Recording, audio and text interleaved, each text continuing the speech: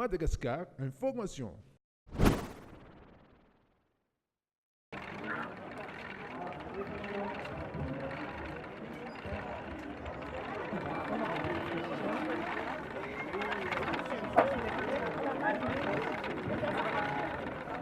Le izy zany a andrahoana le landy, de rehefa eo amin'le fandrahoana an'le landy a, de le landy a misy mamoaka le fil zany le ohatran'ny karazana fanday le izy,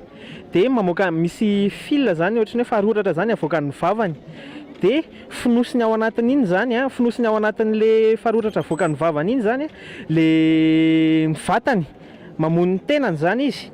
de rehefa voafonona ny tenany a, de rehefa mamono ny tenany iny izy de sady misy lakôly zany manambatra anazy iny, manambatra an'le cocon anankiray zany, mibotsina anankiray ohatry nito, hoe mibotsina anankiray ohatry zao zany. De rehefa vita ity cocon ity a,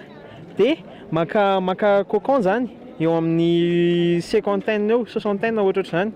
de andrahoana le izy, andrahoana. De rehefa andrahoana le izy a, de misy lakôly zany ao mipetaka amin'io cocon an'io, de le lakôly le niteneniko tamin'ny voalohany teo, de rehefa andrahoana le izy a, de miala zany iny lakôly iny, de rehefa miala iny lakôly iny a, de libre zany le fil, libre zany le fil, de rehefa libre le fil kely a, de maka hazo zany, ohatry nito, de arona le izy, arona zany le izy, de ingaina.